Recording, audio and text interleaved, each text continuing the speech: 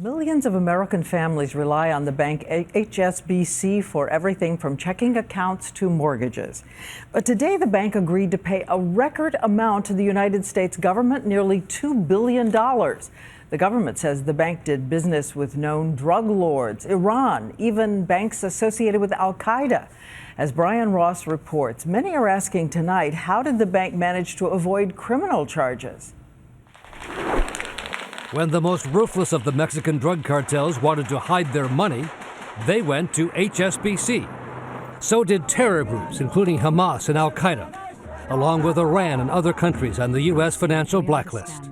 All customers of a bank known well around the world. HSBC, the world's local bank. Today, U.S. authorities said they were finally holding the British-based bank accountable.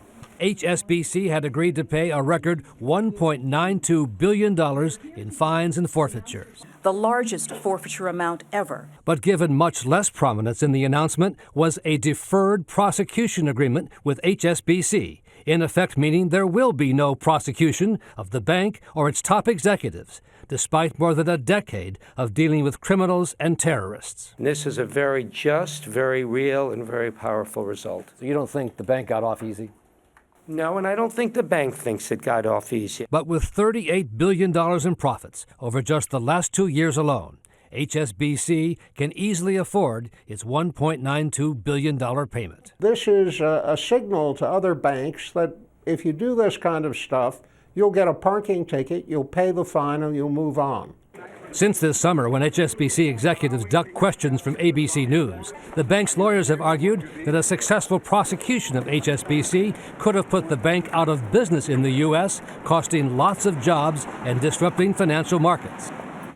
And in the end, U.S. officials apparently agreed that in many ways, HSBC became simply too big to prosecute. The bank said today it is profoundly sorry, but for a small percentage of its yearly profits, HSBC has demonstrated how big banks can get away with crimes that would send others to prison for years and years, Diane. Brian Ross reporting, and thank you, Brian.